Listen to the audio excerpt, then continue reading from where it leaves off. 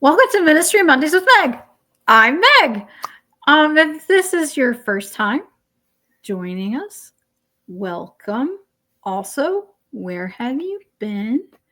Um, Regardless of whether this is your first time or your 78th time, we are glad to have you. Um, we're glad to have you with us.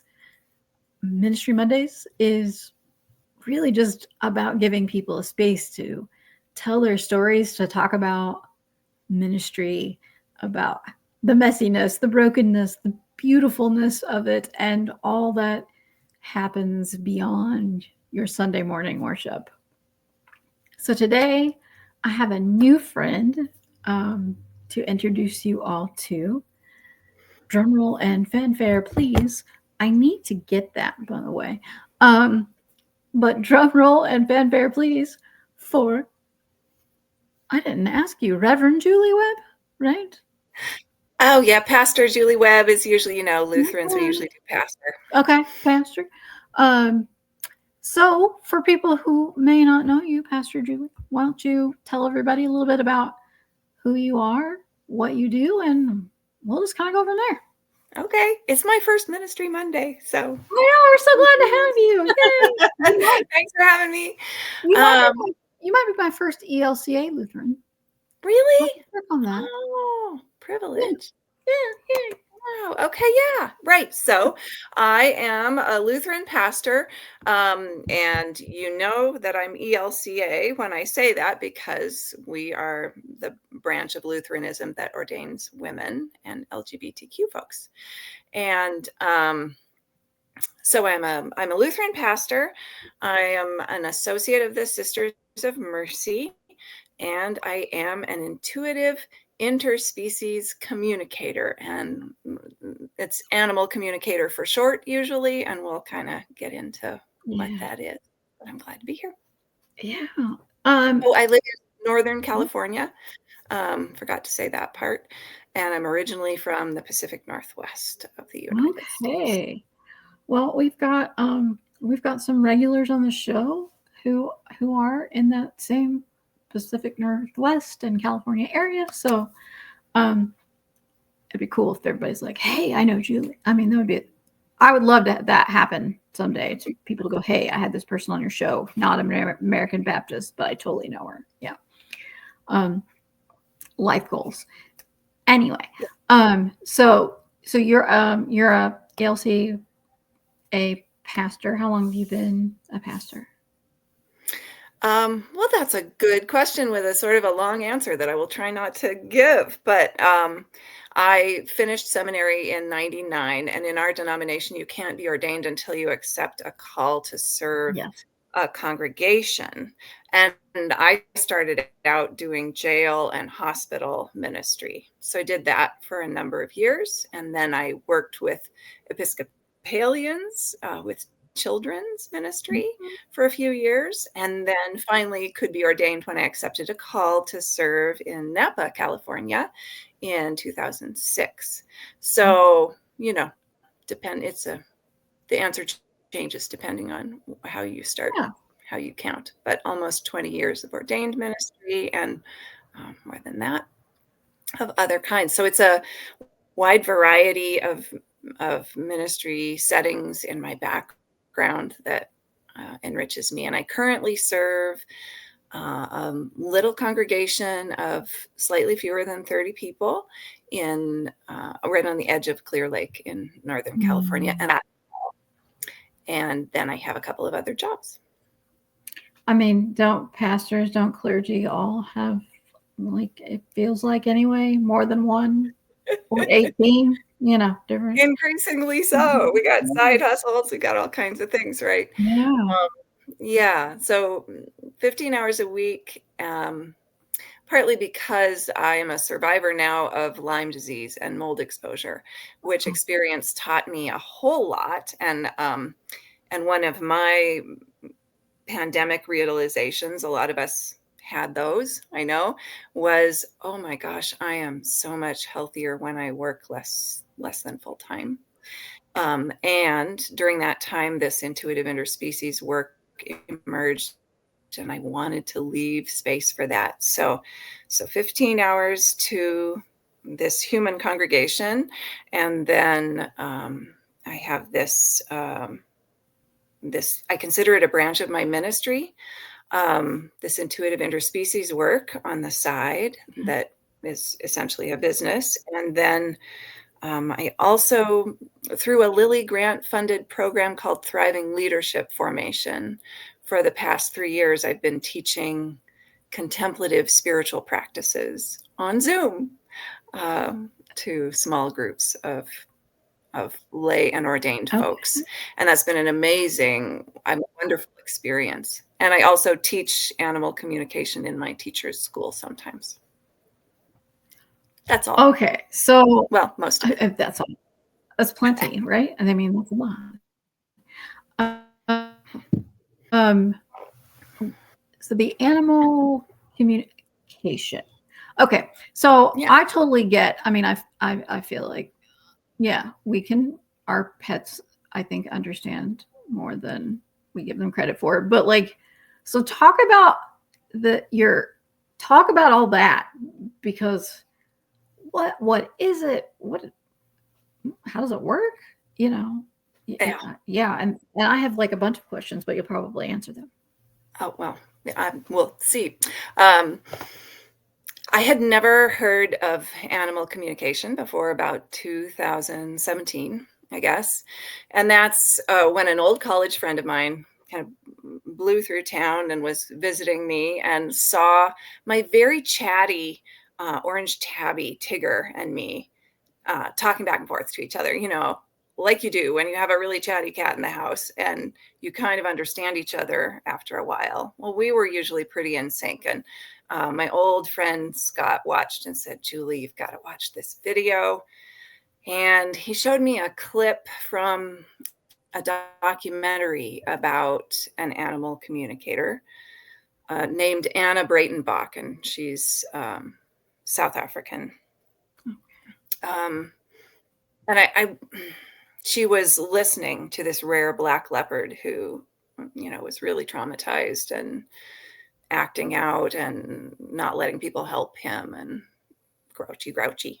And she was just sitting next to him, kind of gazing at him and then saying, he's thinking this and he's feeling that. And he wants to know this, and asking the people who are taking care of him. Anyway, it was the most fascinating video.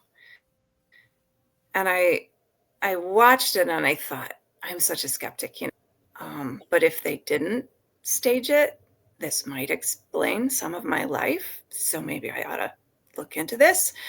And so then I watched the whole documentary about her, and I thought, well, that would be harder to stage, the whole thing.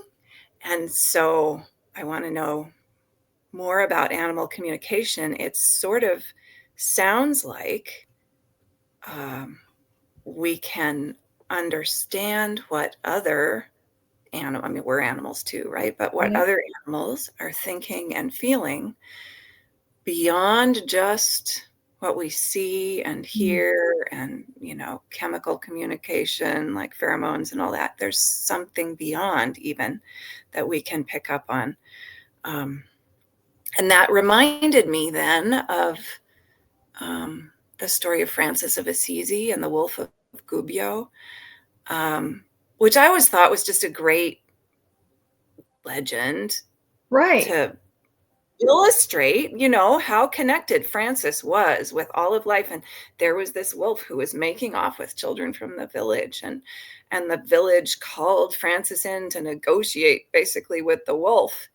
And Francis did, and the wolf agreed not to carry off kids anymore in exchange for having food regularly provided to him by the village. And the legend says he placed his paw in Francis's hand, and they made the agreement, and they kept to it ever after for the rest of his life. And at the end of his life, he was so respected, that wolf, by the villagers, that they buried him under the church. A few years ago, they renovated the church and they dug up the foundation and they found canid bones under it, which I think is really fascinating. Anyway, but I thought, That's well, really cool. shoot, what if Francis really did understand the wolf? I mean, maybe not exactly the way the story said, but what if he did kind of get the wolf and communicated, like translated for the wolf to the villagers and vice versa? Um, so I looked into it, and by the time the pandemic started, um, I had just planned to finish my 14 years of service at my last congregation. And I was looking for a new call, but I had a little break in between. And so I thought, I'm going to use this. I'm going to study animal communication. And then the pandemic hit. So I just got to use that time to learn. And I put myself through 3 years of intensive study. Well, Yeah. are there classes then? There are classes. Yes, because, and you would think, I mean, I know that there are people who call themselves pet psychics on television and things who are kind of doing something similar to this. Sometimes the same thing that I do, but that makes it sound like only special people can do this. And it turns out that anybody can do uh, what I have learned to do and what that animal communicator was doing in the video clips and what Francis was doing in the story. Any of us can do this if we're willing to practice getting very centered and quiet inside and listening. And I can say more about that when you want. Wow. So you've got a people congregation. You've got The really, I have to mention another podcast. Okay. okay.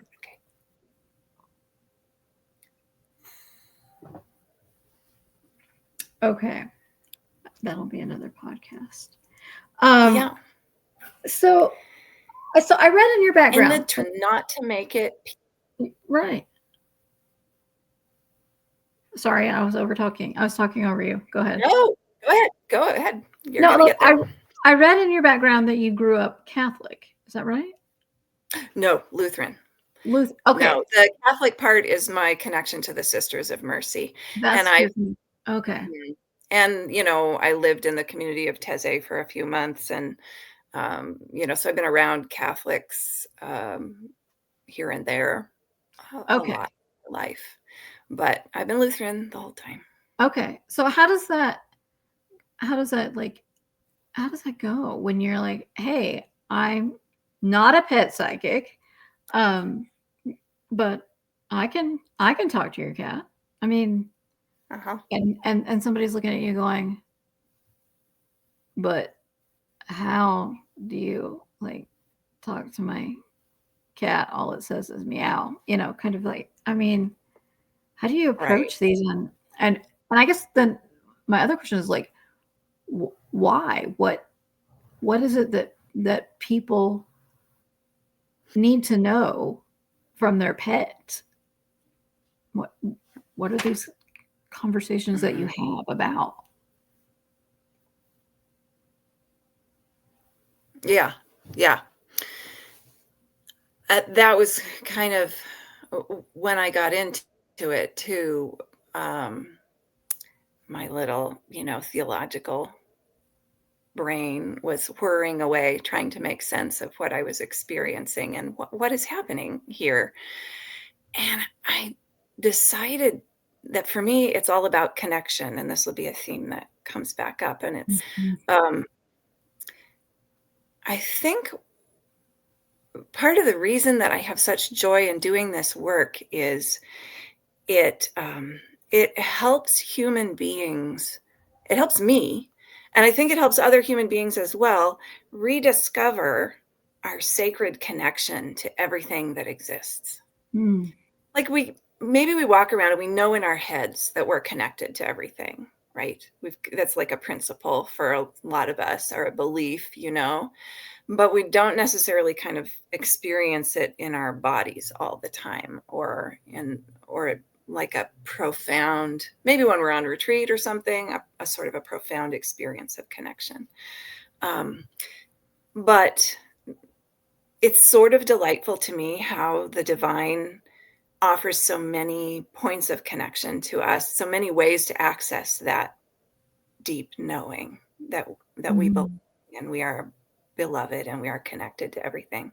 And for me, the work of working with humans and usually with their companion animals, I've also listened to sanctuary animals and things, but Mm.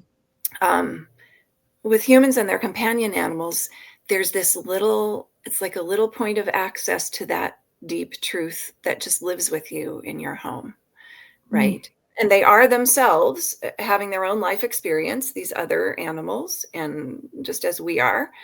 Um, but but when humans realize um, that this other being who's dwelling with them um, has they're not an object, they're a subject. Mm. Um, it's like Wendell stuff and Thomas Berry's stuff all They're not all just this they're not connected. this thing that we own. They're a They're a communion of part of our lives. that's your Thomas Berry quote. Um, yeah, when they realize that all along this other animal has actually been aware of what's going on in the household and has been having opinions and can express them in, on a whole other level, and that they're connected on this deep level, it's another point of access um, to that divine awareness, to that Mm. sacred sense of belonging, I think, that goes beyond space and time. So it gets all mystical really fast for me, but but super fun just to have that moment when people say, "Wow, ever since that um, session we had, I feel more connected to my dog," or I feel like we understand each other in a new way, or I find myself like talking to them differently than I did before. Like I really expect that they understand what I'm saying. And that's not because these other animals speak English. I mean, we all know if we live with them that some of them can learn to recognize a word or two, um, just as we can learn to recognize a meow, a certain kind of meow, or a certain kind of Mhm. bark. Um, but instead, what's happening is a communication that's without words. Mm. And so the official word for this that freaks people out, I'll just use it, but is telepathy, which it means literally feeling across distance. Mm. And it turns out that other animals, and I think humans too, especially before we learn language, um, use telepathy to communicate. In other words, we communicate through pictures and feelings. And then in in humans, this translates into words as well, since we're word folks often, especially me as a preacher, I'm a Right. word Right. person. So the information is available to us through this connection that we have all the time with everything. If we get very still and quiet, we can open our awareness to that connection Mm. and notice the information that's available through it.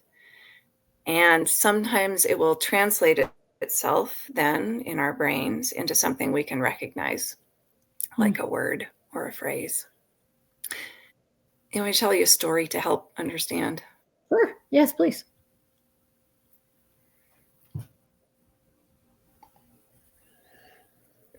So, because of how connected we are to everything, I can practice this with an animal who's on the other side of the world from me, whom I've never met. I usually use a photograph to just focus my attention, but I don't have to have the photograph as long as I know who they are and sort of where they are and focus my intention on them. So I had a session when I was doing my many, many case studies required for certification with a cat who lives now in Alaska with his family. And this cat, super cute, had been upset about something and was pooping outside the litter box. And so the family Mhm. reached out to me, said, would you do a session with him? And when I got very quiet and settled in my body and opened myself to my connection with this cat and noticed the information that came in, I got a flash of something that looked like a high place and like a perch. And it Mhm. seemed like it was next to a bookshelf. And I got the phrase "fortress of solitude" and an image of looking down from the high place at like um, some amount of chaos below, Mm. but it's sort of peaceful in the high place, you know? And that was after, anyway. So I communicated that to the family, and they laughed and said, "Oh, we just moved up from the lower 48 to Alaska, and he used to have a cat tree down in our old house that was it was very high and it was right next to a Mm. bookshelf, and he would jump onto the bookshelf and up into the top of the cat tree. And from there he could look down. We have a toddler, a human toddler, and we have a dog, and they would be like bustling around below, but he would be in his cat tree and nobody could get to him." They were like, "We had to leave it behind when we moved. We guess we have to buy another cat tree." Because this cat, he had lost his refuge and was missing it, and he was stuck Mm. down below in the chaos with everybody else, and so he showed me what he was missing, and the family then knew what to do to help Oh. him. Oh. That's lovely. I mean, it's not like you're I don't know. I think maybe I can see where I can see where people would be skeptical, of course. Um, Yes. but also you're not going, you need to pay me $1 million to do this thing that I'm doing, and how it seemingly um, simple that is done through listening and conversation, through that connection. I mean, and as you said earlier, like that's a part of all of our lives. Right. We're all the time working on those relationships and on understanding and harmony, and this just extends it to the other species with whom we dwell, you know. Um, I purposely chose, there are different approaches to animal communication, and some are a little bit more woo-woo than others, you know. Some animal communicators will want to tell you about all the past lives of your animals and all kinds of things. And um, I chose Joan Ranquet's school. She keeps things pretty practical, um, and very focused on the other animal. So um, she has us, when we start a session, um, we focus on what she calls the essence and the favorite things of the animal, meaning their core personality and what's important to them, which is, if you're just meeting somebody, that's a nice way to start, right? With your interviews, you start somewhere like that. That way you don't wade in and say, "Tell me about all your deepest childhood trauma," which is kind of what some clients Yeah. wish I would do, but I start there. I start gently with that. And that way, what I get first is some information that my human client can verify for me. Because I describe to them their animal, whom I have never met often. I can describe their personality. I can describe some of the things that they like and that are important to them. And then their human goes, "Oh, okay, I can see that you're connected to to my animal. So now I'm going to listen when you say, and they seem like they're upset about this, or, they're showing me that they feel like this in their body. Mm. And also then keeps it focused very much on that other animal and the life shared by the human and the other animal. Is the behavior, the body language, some of those things that you observe, is it ever that animal like trying to explain to their human that something is not wrong with the animal, but something is wrong with them, the human? Yeah, and here's another way in which there kind of are different approaches in animal communication. Some schools want to make it all about the human all the time, like everything your animal companion is experiencing is really you. Okay. They're mirroring you. It's really all about you. And it's true that we influence each other greatly, of course, when we live together. And it's also true that we tend to attract folks, I think, across species who share some things in common with us, right? Mm-hmm. Common wounds or common, needs or whatever. So that's true. So sometimes, and of course, when the stress level of someone in my household rises, it affects my stress level. So all of Mm-hmm. that is true. And I also want to be clear that um, this other animal's experience is their own experience. They have their own life, their own kind of purpose and calling in this world, that has integrity. So sometimes, they will show that they are affected by what's going on in the house. I had one animal in Seattle. She was a cat also, but she showed me that it felt chaos, that the house was a bit messy, and that registered to her as chaotic energy. And so, and I sort of said that hesitantly to her person. I said what she said, and the person said, "Oh yeah, I'll be the first to admit I tend to be a little bit messy. It's true. I've been leaving some stuff on the floor. She has to walk around it. I could pick up a bit more after myself." Okay. Okay. So sometimes there are things that we can do for one another that way. But it sounds like for the most part, in your work, your focus is then with the animal, not not not so much with the human. Yeah, Or well, maybe yeah, I helping mean, the human to understand their animal better is a way to put it.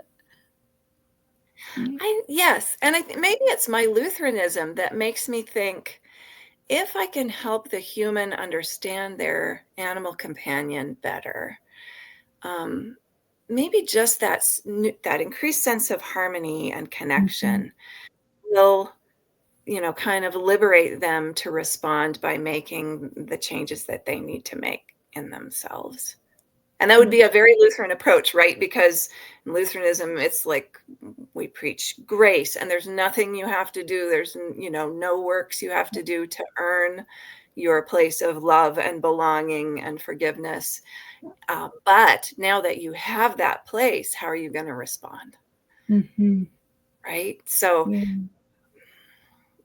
and it will just naturally follow once you feel that liberating love. I think you don't have to work so hard to do good and to be kind and to shape up your life because it will just flow. So I I tend to I'm a reference librarian's daughter, so I love resources. And after a session, I will send people, um, bunch of resource links and things and say, if any of this is helpful, use it. And if not, just ignore it. But here's some tools in case you want them. I love that. I mean, that's all. Yeah, part of who I am as well. That's beautiful. I think like the question I would have for my own cats would be about like their name, because our cats are all rescues. Oh yeah. And that we're just given one of the names that they rotate in and out of the shelter, and then we choose some name because it sounds like a great cat name for but like maybe Waffles doesn't want to be Waffles. I think that would be like, are you happy, and if not, how can we make that better for you? And B, is names are important. Names are really important. And do you like your name? If not, what do you want to be called? It's probably silly, but I had that same question when I adopted 2 cats in 2020. I had a couple of cats die earlier that year, and I adopted 2 at once during the pandemic, which was new for me. And so they came with these names, and I was just starting animal communication, and I had homework partners. We were supposed to kind of listen to each other's animals. So I said, check with, her name wasn't Bella at that time. Check with Beeper and see how she feels about her name. And she did not like Beeper. She wanted a different name, but we couldn't figure out, I would always, as a communicator, I would back off a little bit from that question, because and each other best of all, and understand each other in ways that I can't even. And so and names often come out of that, experience of family connection over some time, which is why some societies wait to name their children, until the name reveals itself. So we can get a sense, and I have for clients in the past. I said, well, she shows me an image of it's like a fairy queen, or something. And, maybe you want to explore names like that. But you have to be the one to feel it out and decide. And so Beeper became Bella. We tried a bunch of names on for size, and Bella was the one that stuck for her. I think she was probably Beeper because of her little chatty as a kitten. Oh, I don't know. Oh, I know. Cute. That's so cute. She's like, I am magnificent. I am like so much bigger than that name. So, well, as cats do, they're so much more than so much more than the rest of us. They're so much more than the rest. Going back to our cat Waffles, we've always said that she's Jewish, and she has her own dreidel, and we celebrate Hanukkah with Waffles, and I can't explain it to other people, and they're like, how do you know she's Jewish? And I'm just like, we just know. My daughter made a little yarmulke and it, in the beginning, it kind of, it was just a little thing, but then I don't know, there's something sacred in that. And Mhm. You will have picked up for sure on, you know, part of in humans, we would say her spirituality, right? How she is in the world and how she relates to things. I mean, there may be way more than that there in her background and whatever, but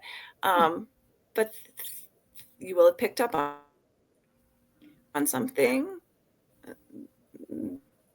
that's beautifully Jewish about her way of being in the world, right? Yeah. And you're honoring that, which is great.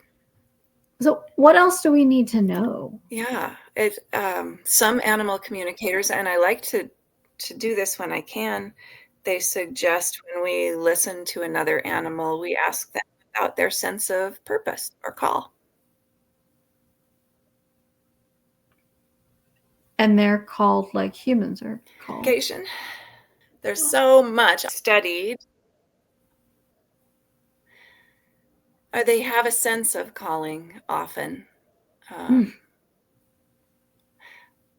and a particular way of kind of being present in the world.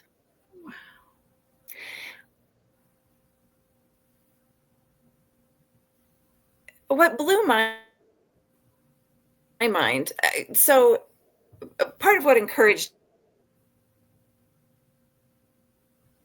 me to pursue this was when I found out that anybody can do it, and that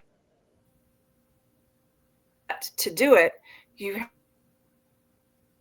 have to just get very quiet, drop back into your body from wherever you've been, which for me is usually up in my head, and um, and kind of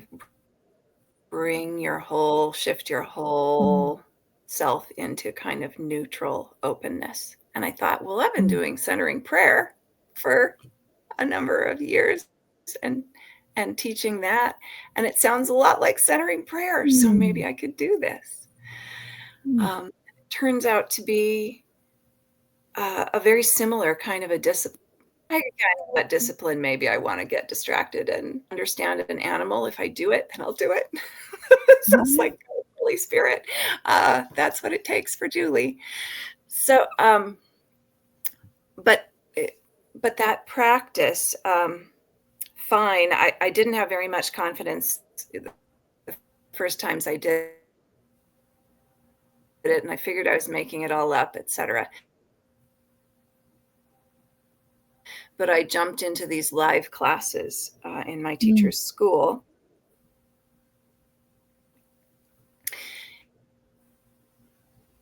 And there were all of us on Zoom with a photograph of an animal that none of us knew, and just the name and the sex and how old the animal was and how long they'd been with their family and the names and ages of everybody else in the household. That's all we knew. And they led us through a meditation and they said, now write down. So your brain just panics and jams, which mine did a lot at the beginning. But you come up with a little something, and then we take turns, and everybody reads everything they wrote, even if it makes you feel stupid. And what happens is person after person after person is describing this animal in the same way, sometimes with the same words. And a lot of the same favorite things and interests over and over. All these people who are like in different places in the world, don't know each other, don't know the animal. And then my mind kind of exploded. It was slight window on the animal. And so that got my brain going. And over time, I realized it seems like often the information that we receive the easiest in these connections is what's most familiar to us. Mm. So from one dog, I said, and I felt super stupid when I read this. because I had no idea where this came from. I thought it was ridiculous. I said, I get the impression that this dog feels real fatigue sometimes and was really sick. Mm. I think it's the person who knows that animal gives feedback, and they say, here's where you were accurate and here's where you were less accurate, right? I can recognize these things about this animal, and these I'm not so sure about, so maybe go back and listen again. She said, this dog had parvo when he was a puppy and barely survived, and so I would not be surprised if he still feels fatigue sometimes. Wow. And then my body knows fatigue, and that information came in and my body went, oh, knew that one. Fatigue sometimes. Right. That's amazing. So you kind of learn, how this stuff called psychic, why sometimes people who are practicing that skill or gift or whatever sound a little vague or something. It's because this is how the information comes in, and you kind of have to, it all comes in his brain, and you have to try to parse it, try to make sense out of it for others. But research has been done about podcast. My window into this work, of course, is through other species who don't speak my language. But there's someone who's been working on a podcast, and that person's window into this same kind of work and concept is through people with autism. There's an open secret in the autism community that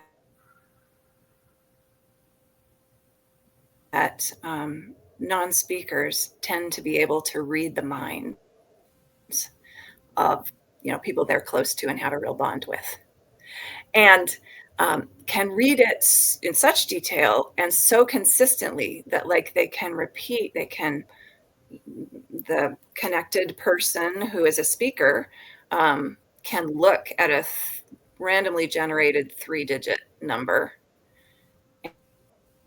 and in another room, the person with autism who's a non-speaker but has learned to point at letters and numbers on a board will point to the same number 100% of the time, over and over and over. And they know stuff that they're told about this. And Kai is I forget their last name. Anyway, is the creator of this podcast. It's called The Telepathy Tapes, and has followed much of my journey into this knowledge. The research of Rupert Sheldrake from Cambridge. Apparently, there's a whole lot of research on telepathy that confirms that this is a real thing. And it's replicable and provable, but it doesn't fit into the current scientific paradigm, so it keeps getting shushed.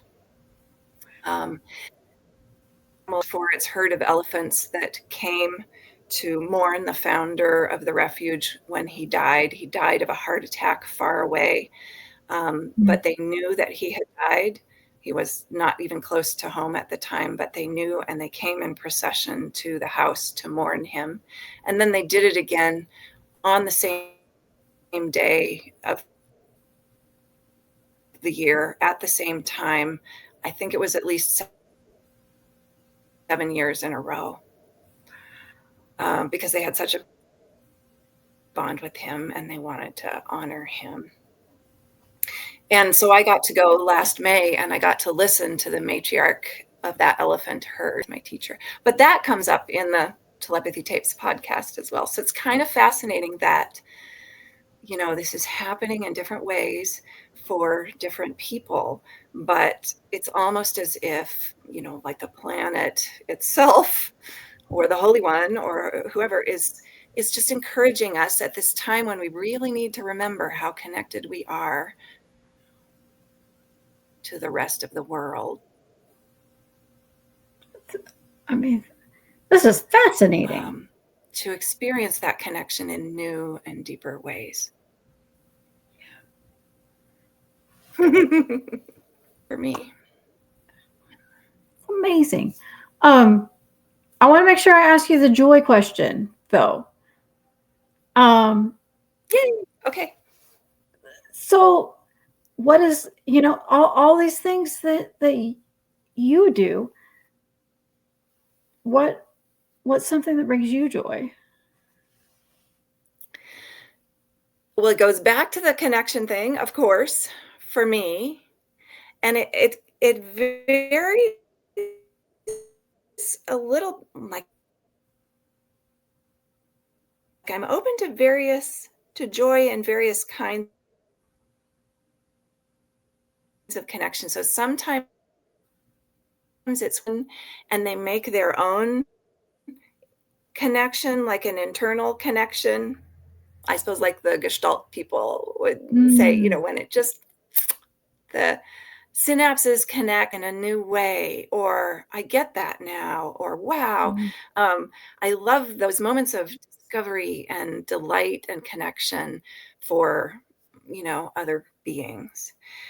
And I love when I'm called into that connection myself through whatever I'm doing. Even if it's, by the cat I live with, Bella, several times during the day, calls me into that connection. She's like, and I don't mean formal animal communication wise. I mean, it's just obvious, like it is to all of you. Just let's delight in this moment together. For one of the spiritual practices I teach is the awareness examen of Ignatius of Loyola, which has you notice, there are different ways of phrasing the question, what you're most grateful for and what you're least grateful for, or what gives you energy and what drains your energy. And for years before I even knew about animal communication, when I would ask myself that question at the end of a day, it was so often about the other animals. Like what gave me the most energy today was that interaction I had with my cat or with some other animal. And what drained my energy was something. A number of this joy. And if I stop and think about it, that goes way back to my childhood. When I lost track of time, when they called me there and I came late, it's because I was hanging out with the animals. Yeah. So. Well, like I could listen to you tell stories all day. Oh my gosh, you're fantastic. I mean, I'm so grateful for you and this ministry, and that I've got to meet you. I'll make sure that for folks that are watching or listening, that we can put like your Facebook page up and all the things up, so that others who are interested in learning more could find ways. I'm also going to find this telepathy tapes podcast, and we'll put a link to that as well, because well, yeah, I got to commute to work, so that I'd be interested in listening to it as well, and I'm sure others would. So I'm so grateful for you for sharing your ministry, your Please, story, yeah. a teeny tiny piece of it. I'd love to have you come back sometime and we'll talk about more fun things and you'll talk. I'll listen because your stories are great. I mean, Oh, and I'll say like at the beginning I was a little skeptical, but like as we went, I'm going, oh, this makes sense. It really does. So yeah, I'm interested in learning more. Anyway, so those who are listening, who are watching, thank you so much. Pastor Julie Webb, thank you for your time and your ministry. And we'll see everybody next time.